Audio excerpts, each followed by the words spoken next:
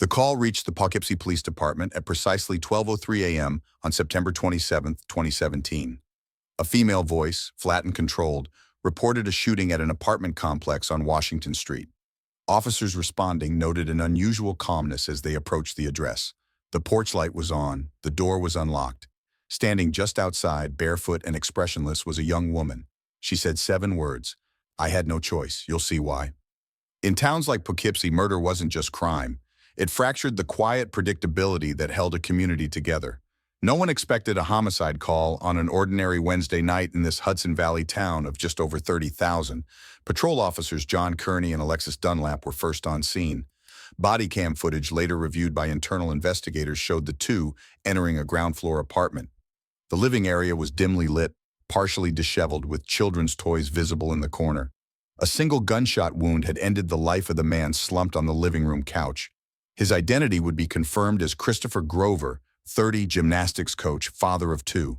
The weapon, a .22 caliber Ruger handgun, lay on the coffee table. No sign of a struggle, no signs of forced entry, no defensive wounds apparent. The victim had not moved after the fatal shot entered just below his left eye. Detective Warren Mendez, veteran of the Dutchess County Major Crimes Unit, arrived at 12:31 a.m. Mendez made immediate visual observations. Scene appears excessively static. 1 entry wound, no blood trail, no secondary damage or property disruption. His field notes, later submitted to the case file, highlighted a key concern. The data aligned too cleanly. Sometimes that was the problem. The woman at the scene identified herself as Nicole Adamando, 29, the victim's live-in partner and mother of their 2 children. She was taken into custody without resistance. Under Miranda warning, she declined to speak further at the scene. Mendez's first step: secure the apartment as a primary crime scene. Standard protocols were executed. Crime Scene Unit, CSU, documented 86 photographs before any evidence removal. Luminol sweep yielded no detectable blood patterns beyond the victim's wound site. No fingerprints recovered from the firearm except the victim's and Adamando's. Digital forensics began immediately. CSU seized 2 cell phones, an iPad, and a Lenovo laptop from the apartment. Timestamps showed the last phone activity at 11:47 p.m. 1 outgoing message from Nicole's device: "I can't do this anymore." Recipient unknown. An autopsy was ordered within hours. Preliminary medical examiner report, Dutchess County Coroner's Office, Dr. Paul Halpert, stated cause of death: single penetrating gunshot wound to the head, contact range. Estimated time of death between 11:50 p.m. and 12 a.m. By 6 a.m., the police briefing room was filled. Mendez addressed his team with facts only. Adult male victim, domestic partner present, no outside signs of intrusion. His words were clinical. "We investigate this as homicide, intent, motive, and sequence unknown at this time." Community speculation ignited almost instantly. Local news crews stationed outside the apartment complex by sunrise. Christopher Grover was known in Poughkeepsie as a coach at Mr. Todd's Gymnastics, where he taught children's tumbling and competitive gymnastics. Police fielded multiple inquiries from parents and friends, all expressing disbelief. Chris wouldn't hurt anyone. He was kind, protective. By mid-morning, forensic evidence review began at headquarters. The forensic timeline confirmed no vehicle movement in or out of the complex parking lot in the 3 hours prior to the shooting, verified by security camera logs from the neighboring dental office. No indication of third-party access. Mendez's internal report closed with an observation that would frame the next phase of the investigation. Suspect and victim cohabitated, single fatal shot, weapon recovered, no apparent physical confrontation, possible domestic-related event, further inquiry essential before conclusions. The early facts presented investigators with a dilemma. The scene lacked the chaos typical of domestic homicides. There were no torn photographs, no broken objects, no dragged bodies. Everything was clean. Too clean. Investigators refrained from premature conclusions. Evidence comes first. Motive comes last. The community, however, had already begun to draw its own lines. Would this be a case of premeditated murder, a tragic accident, or something that would challenge the very definition of victim and perpetrator? The file was labeled Case Hash 2017-0927-GR, pending further forensic sequencing. At 9 a.m. on September 27, 2017, Detective Warren Mendez requested immediate access to the background histories of both individuals involved in case file 2017-0927-GR. The victim, Christopher Grover, and the woman taken into custody, Nicole Adamando, shared the same residential address. They had lived as a family unit with two minor children. The couple had been together for approximately 9 years. Both were locally known figures in Poughkeepsie. Grover, 30, had been employed at Mr. Todd's Gymnastics as a head coach for youth competitive gymnastics. His employment records showed no disciplinary actions. He maintained regular work hours and had no criminal history. Nicole Adamando, 29, was listed as unemployed. Prior to 2013, she had worked briefly as a gymnastics instructor at the same facility. No criminal record, no history of restraining orders, domestic disturbance calls, or emergency protection filings. Mendez made a note. The absence of prior law enforcement interaction does not rule out internal household violence. Pattern of silence possible. Digital forensics unit recovered external hard drives and SD cards from the residence. Initial scan of metadata revealed over 1,200 family photos, dated from 2012 to 2017, including images showing the couple together at birthday parties, park outings, and holidays. No indication of overt distress captured in any publicly visible photo set. Neighbors were canvassed by investigators in a 300-foot radius of the crime scene. Statements varied. One neighbor at Unit 2C stated under sworn statement, "They mostly kept to themselves. The kids were always with her. We rarely saw him and her together after dark." Another resident at 3A contradicted, "We heard arguments but never called anyone. It was just noise, like any couple." Mendez noted, conflicting neighborhood accounts, lack of prior documented incidents. Low external visibility is not indicative of low internal threat level, he wrote in his case file. Financial records pulled under subpoena showed no joint debt accounts. Grover maintained a personal checking account at Hudson Valley Federal Credit Union. Average monthly deposits consistent with a youth coach's salary. Nicole Adamando had no known independent income stream from 2015 onward. No unexplained cash withdrawals, no flagged spending patterns. Forensic psychologists from Dutchess County Behavioral Assessment Unit were consulted. Case profiler Dr. Maria Haynes provided preliminary observations.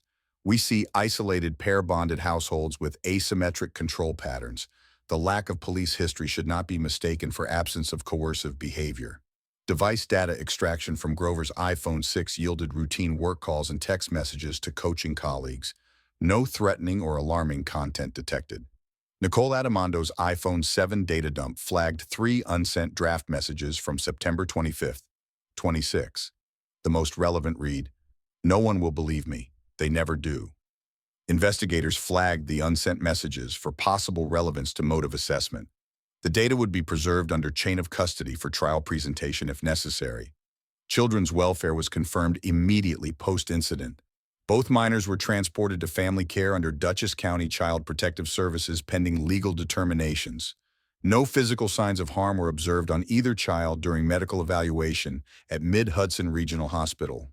By day's end, Mendez summarized in his internal notes, "Profile inconsistency detected, external life stable, internal life unknown. Digital evidence suggests emerging distress signal not acted upon externally. Must now assess pattern versus incident model." A separate forensic angle emerged when fingerprint analysis from the home's interior surfaces revealed heavy overlap of both adults' prints on common objects. Notably, the handgun recovered had only 2 prints. Nicole Adamando's on the grip and trigger, Christopher Grover's on the barrel near the muzzle. The prints align with possible defensive struggle or firearm seizure scenario, the CSU report stated, or deliberate handling post-mortem, cannot determine sequence definitively at this time. Detective Mendez paused. The data aligned too cleanly. Sometimes that was the problem. The forensic phase of understanding who Nicole Adamando and Christopher Grover really were, outside appearances, was just beginning. At 7 a.m. on September 28, 2017, the Dutchess County Medical Examiner's Office began the official autopsy of Christopher Grover under case file 2017-0927-GR. The examination was conducted by Dr. Paul Halpert, a forensic pathologist with over 2 decades of experience. The task was not speculation, it was confirmation. Grover's body was transported under sealed chain of custody protocols from the scene to the county morgue. Evidence bagged at the apartment included the Ruger .22 caliber handgun recovered from the coffee table. The autopsy recorded the decedent's height at 5 feet 11 inches and weight at 172 pounds. There were no defensive wounds on the hands, forearms, or torso. Dr. Halpert marked this clearly. No abrasions, contusions, or fractured phalanges consistent with defensive action. The entry wound was located just inferior to the left eye at an upward angle of approximately 12 degrees, indicating the shooter had been at close range, but positioned slightly lower than the victim. The exit wound fractured the occipital bone. The bullet path indicated that Grover had been seated or reclining at the time of impact.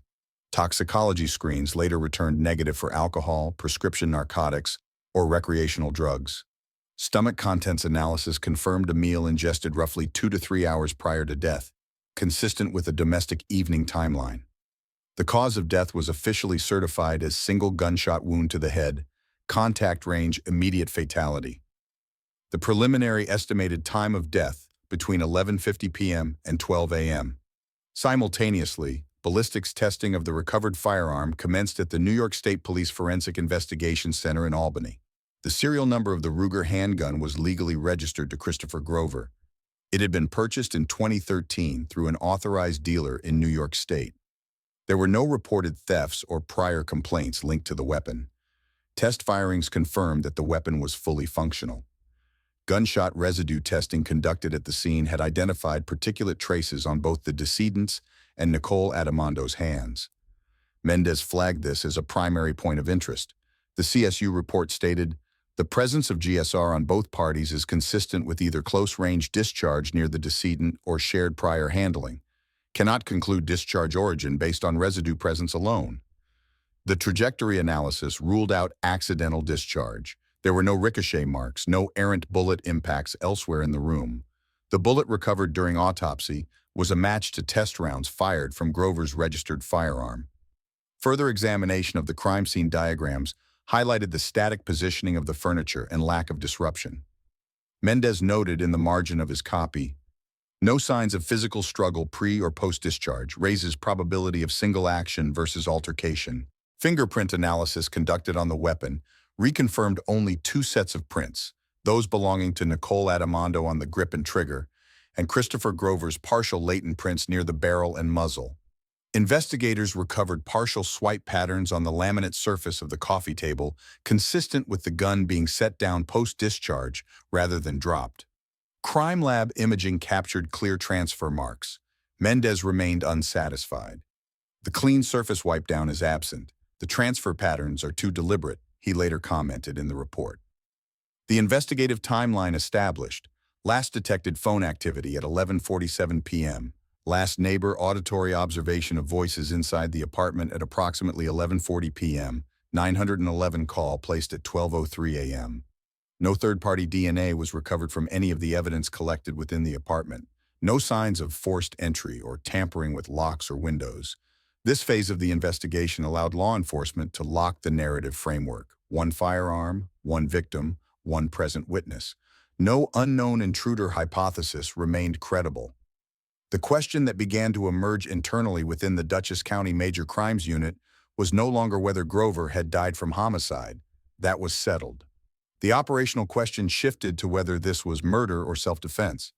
Detective Mendez closed his third case report with a procedural notation. "We now move to establish behavioral patterning, prior domestic conflict indicators, and psychological forensic evidence." The procedural shift was set. Forensics had defined the fatal act. It was now time to explore what led to it. The forensic evidence gave investigators a framework: one bullet, one victim, one suspect. But it didn't explain what led to a shooting inside a suburban apartment at the edge of a quiet town. Without motive, a case was incomplete. Without context, justice risked being inaccurate. By the afternoon of September 28, 2017, Detective Warren Mendez authorized forensic examination of the electronic devices seized from the Grover Adamondo residence. Analysts at the Dutchess County Digital Evidence Unit initiated a standard extraction protocol on the iPhones, the iPad, and the Lenovo laptop. The iPad revealed minimal relevant data: children's games, parenting forums, household budgeting apps. No suspicious activity detected. The laptop's browsing history was more significant. Analysts found a repeated pattern over several months. Search queries related to domestic violence survival. What happens if I shoot my abuser? Self-defense laws, New York. And can I lose custody if I leave? Browser metadata verified that these searches originated between June and September 2017. Notably, none of the searches were deleted, suggesting either a lack of technical awareness or an emerging desperation that eclipsed operational caution. Nicole Adamondo's iPhone carried additional markers of distress. A series of text messages exchanged with a close friend between August and mid-September reflected fear, frustration, and mentions of physical injuries. Several messages included attached photographs time-stamped, showing bruises and marks consistent with blunt force trauma. Analysts verified the metadata to confirm the images had not been edited or altered. One text, dated September 14th, read simply, "He says if I leave, he'll kill me and take the kids," and he could. Investigators reviewed these communications carefully. Under New York state law, prior documented threats could provide mitigating context, but did not automatically excuse use of deadly force. Mendez instructed his team to secure corroborating interviews with any individuals referenced in the text history. Psychological forensic specialists were also brought in to assess potential patterns of coercive control. Dr. Maria Haynes, already familiar with the case profile, expanded her initial assessment based on the digital evidence recovered. Her report, filed September 30th, stated, "Subject Nicole Adamondo exhibits behavioral markers consistent with prolonged exposure to intimate partner violence, including but not limited to social isolation, resource dependence, documented fear for personal safety, and explicit threats against minor dependents." This psychological context marked a significant shift. Until this point, the forensic record only showed the event of the shooting, not the lead-up. Now, there was tangible evidence pointing toward a sustained pattern of intimidation and fear. Meanwhile, search warrant returns on Nicole Adamondo's social media accounts, including Facebook and Instagram, revealed minimal public disclosure. Posts primarily featured photographs of her children, inspirational quotes, and generic family moments. No explicit references to domestic strife appeared on public-facing profiles. Mendez noted, "External digital footprint sanitized. Private communications show distress pattern. Public image maintenance consistent with concealment of abuse." Further forensic sequencing revealed another detail. Nicole's phone contained 4 voice memo recordings saved between August and September 2017. Analysts flagged one file in particular, a 6-minute recording capturing an argument between Adamondo and Grover. While the recording was muffled and partly unintelligible, portions captured aggressive male speech, threats concerning the custody of children, and implied physical intimidation. Chain of custody protocols were immediately updated to preserve the integrity of the audio file for potential evidentiary use. The cumulative impact of the digital evidence forced investigators to reconsider the simplicity of their initial assumptions. This was not a case built solely on the moment of a gunshot. It was evolving into an inquiry about the slow erosion of autonomy under private siege. As of October 1st, 2017, the Dutchess County Major Crimes Unit formally expanded their investigatory focus to include domestic violence context as a potential causal factor in the homicide review. Detective Mendez summarized this operational pivot succinctly in his report. Physical forensics closed the scene. Psychological forensics opened the motive. Behind the static photographs of smiling faces and neat family holidays, a different narrative had taken root. A narrative invisible to those who hadn't known where to look. By the first week of October 2017, the facts on record had drawn clear procedural lines. The weapon belonged to Christopher Grover, the shot came from close range, and the door had remained locked from within. What had not been defined was the truth behind what occurred between two people when no one else was present. Detective Warren Mendez and the Dutchess County Major Crimes Unit shifted focus to the interview phase. The investigative method was systematic. Establish baseline testimonies, measure them against verified digital and forensic findings, look for contradictions, not confirmations. The first series of interviews came from colleagues at Mr. Todd's Gymnastics, where Grover had worked. The accounts were consistent. Christopher was viewed as disciplined, patient, and deeply committed to his students. A coworker described him as always calm, even under stress. Another stated, "You never would have thought something like this would happen." Mendez logged these comments but flagged them as limited-value testimonials. Behavior at work rarely mirrored private dynamics. The second round focused on friends of Nicole Adamondo, particularly those referenced in text communications recovered from her phone. These individuals, interviewed under oath, described a conflicting picture. Several provided sworn statements verifying they had received messages and photographs from Adamando showing bruises and injuries over the prior year. They recounted conversations where she expressed feeling trapped and afraid to leave. One friend stated directly, "She told me he said he would kill her if she ever tried to go." This duality raised immediate forensic red flags. There was no documentation of prior domestic disturbance calls. Medical records did not show recent emergency room visits. No neighbors had ever reported loud disturbances or suspected assaults. The physical forensic footprint inside the apartment at the time of the homicide revealed only what had already been noted: a clean scene, a single gunshot wound, and no overt indicators of a violent struggle. The contradiction became the crux of the case. On paper, the scene suggested an isolated, controlled act, but the pattern emerging from communications and interviews painted the possibility of ongoing abuse that left little public trace. Mendez summarized the dilemma in his internal notes: digital footprint versus physical crime scene. Both tell consistent but incompatible stories. Further interviews with neighbors added little clarity. Some claimed they heard raised voices on prior nights, though none had been motivated to report it. Others insisted the family was quiet and routine. Mendez noted the inconsistency: no objective patterns established from external sources. The investigation also reviewed hospital visits dating back 5 years. Only 3 recorded visits for minor injuries were found under Nicole Adamando's name. None resulted in formal domestic violence filings, and none were flagged by attending physicians as suspected assault cases. The forensic psychology team re-examined Adamando's behavioral markers in light of these findings. Their revised assessment noted, survivors of coercive control relationships often avoid formal reporting due to fear of retaliation, loss of custody, or disbelief by authorities. Absence of external reporting cannot be considered proof of fabrication. The legal team began preparation for what was now clear. If the case proceeded to trial, it would not be a matter of hard forensic evidence alone. It would involve interpreting human behavior under extreme private conditions.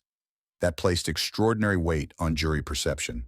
The next procedural step would involve reconstructing timeline inconsistencies. Mendez authorized subpoena of security footage from surrounding businesses near the apartment complex and vehicle license plate readers positioned at nearby intersections. The goal was clear: identify any possible third-party approach or departure from the scene between 11:30 p.m. and 12:15 a.m. on the night of the shooting. On October 4th, the results returned. No vehicle movement was recorded. No unusual pedestrian activity was logged. No third-party presence detected within the radius during the window in question. The case narrowed once again. It remained what it had always been: 2 people, 1 room, 1 gun. Mendez closed the investigative file for that phase with a single observation: forensics define the event. Only testimony will define motive. In cases like this, physical evidence could explain how something happened. It almost never explained why. As October 2017 closed, the investigation into the shooting death of Christopher Grover had already moved into its next phase. For the detectives, the evidence was fixed.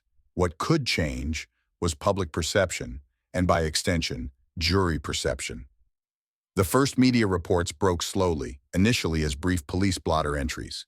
Local papers described a domestic disturbance ending in a fatal shooting on Washington Street. The name of the victim was released first, then the woman taken into custody. The facts were sparse. That did not stop speculation. Poughkeepsie was not accustomed to homicide. Violent crime was statistically low, and family-related shootings were nearly unheard of. The immediate community response was confusion. Some voiced unwavering support for the victim. Others, after learning Nicole Adamando's name, started to question whether the case could be more complicated. Detective Warren Mendez reviewed news footage as part of case monitoring. Local news showed images of the apartment complex taped off under floodlights.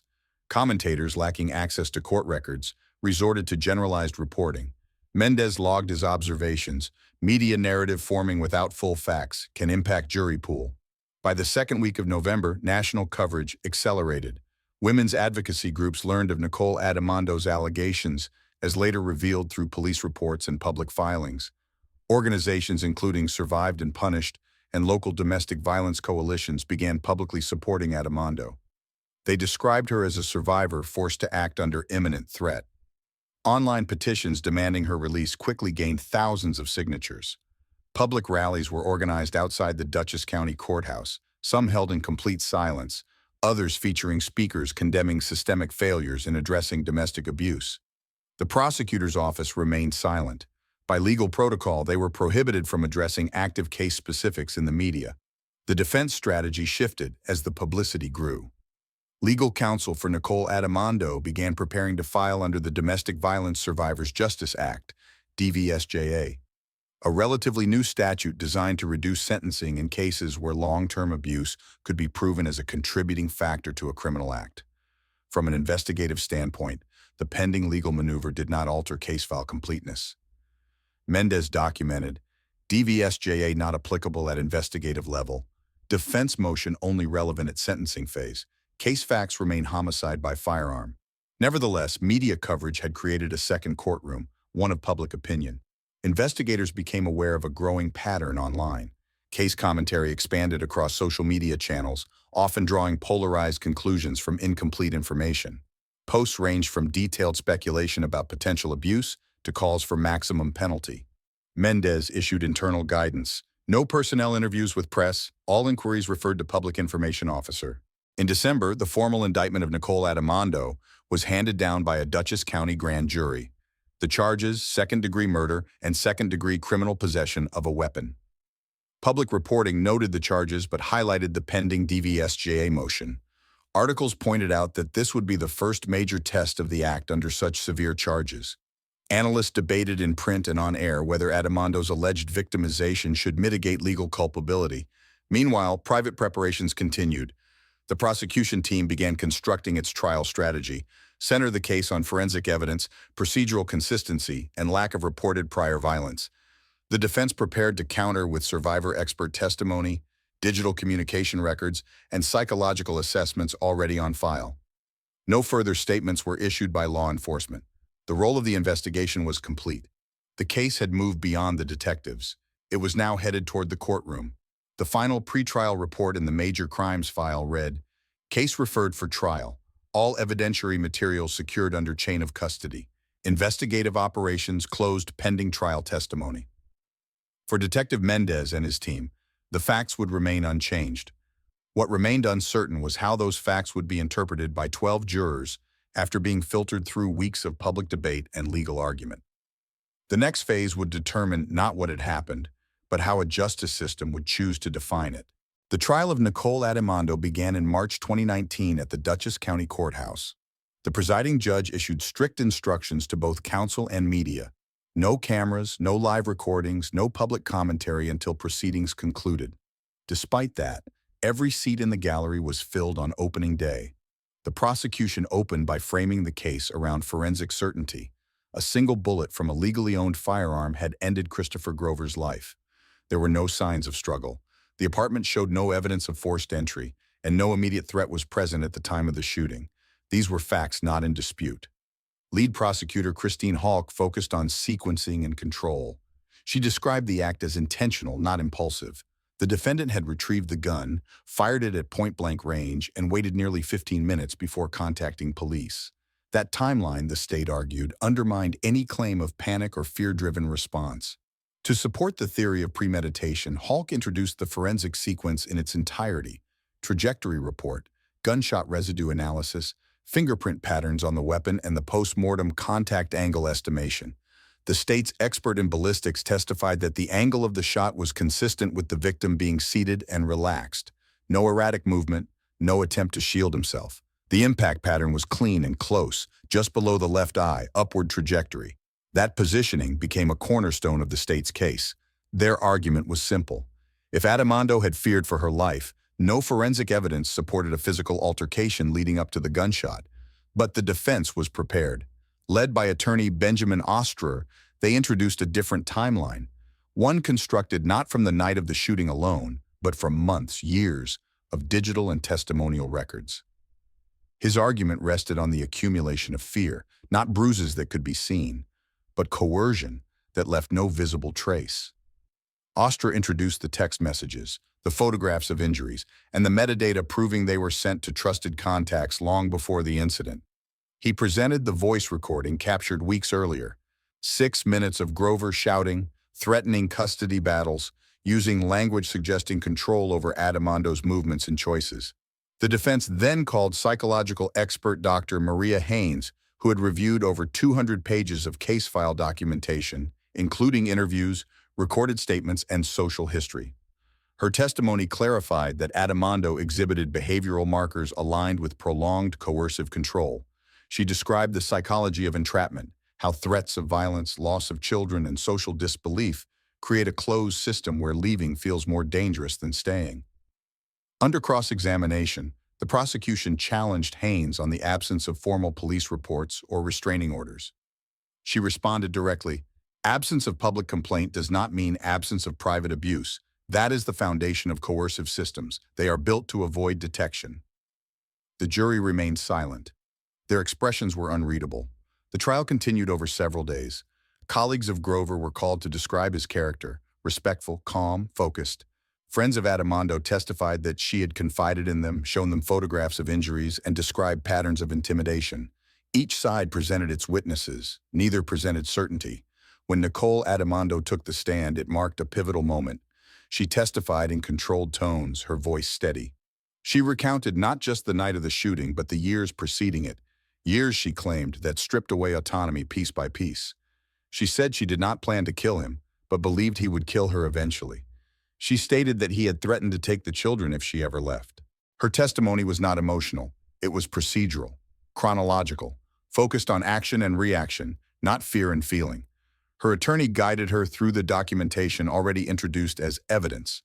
The prosecution, in turn, focused on the absence of injuries the night of the shooting. No defensive wounds, no visible bruises, nothing that matched the moment she claimed she feared for her life. The burden of interpretation fell entirely on the jury. The evidence was no longer in dispute, only its meaning. In her closing statement, Halk repeated the physical facts. A close-range shot to the head, fired by a woman who made no attempt to flee the scene or contact help immediately. The gun, the angle, the time delay. This was not an act of fear, it was a decision. The defense responded by pointing to the context. A woman who believes she had no exit does not need a perfect moment of proof. She needs one final calculation of survival. The courtroom adjourned. The jury deliberated for 2 days. No statements were made during the wait. On the morning of the third day, the verdict was delivered. Nicole Adamondo was found guilty of second-degree murder and second-degree criminal possession of a weapon. The sentencing would come later. But the courtroom phase was over. What remained was the fight for context, a legal avenue called the DVSJA. The question was no longer whether she had pulled the trigger. The question became whether what led up to it would alter how justice would define it. On April 12, 2019, Nicole Adamondo stood before a Dutchess County judge to hear her sentence. The jury had found her guilty of second-degree murder and criminal possession of a weapon. The prosecution requested the maximum. The defense, invoking the newly enacted Domestic Violence Survivors Justice Act, argued for leniency. The court denied the DVSJA motion. In the judge's ruling, the central reasoning was plain. Adamondo had options short of lethal force. The court cited her ability to leave, to report, to seek help. That she had remained in the relationship undermined, in their view, the claim that her actions were an unavoidable last resort. The sentence, 19 years to life. Within days, public statements from survivor advocacy organizations condemned the ruling. Legal scholars called it a critical misreading of the DVSJA's intent. Appeals were prepared immediately. Over the next 2 years, the case moved through appellate courts. In July 2021, the appellate division overturned the lower court's rejection of the DVSJA. Their opinion recognized that long-term abuse, particularly coercive control, does not always leave visible scars or rational exit points. They found that Adamondo had provided clear and convincing evidence that years of abuse were a significant contributing factor to the shooting. Her sentence was reduced to 7.5 years. By January 2024, Nicole Adamondo was released from prison after serving just under 6 years. The response was divided. Supporters called it overdue justice. Others viewed it as legal compromise that failed the victim. Grover's family maintained silence following the release. Within legal circles, the case became required reading. Law schools dissected the DVSJA ruling. Prosecutors and defense attorneys alike adjusted how they evaluated domestic violence allegations in homicide cases. The Dutchess County DA's office made no comment on the appellate outcome, but internal policy memos later made public revealed procedural updates for screening domestic violence context in all future felony cases. In the end, Nicole Adamando's case was never just about what happened one night in September 2017. It became a case study in what courts consider enough evidence, enough fear, enough reason. For Detective Warren Mendez, the file was closed, but the echo remained. What happened in that quiet Poughkeepsie apartment will never have a single, easy explanation. But if there's one thing I've learned from walking through this case, it's this: silence can look like peace from the outside and still be a prison on the inside. If you're in a situation where your voice is shrinking, where fear replaces freedom, don't wait for someone else to notice. Document, speak, reach out. Your life is worth protecting before it reaches the courtroom. Now, I want to hear from you. What did this case make you think about? Do you believe our justice system is equipped to handle invisible wounds? If this story moved you, or even challenged you, let me know where you're watching from and what stayed with you the most. And hey, if this video reached your heart or opened your eyes, hit that subscribe button so you don't miss the next story. Let's keep learning, questioning, and growing together.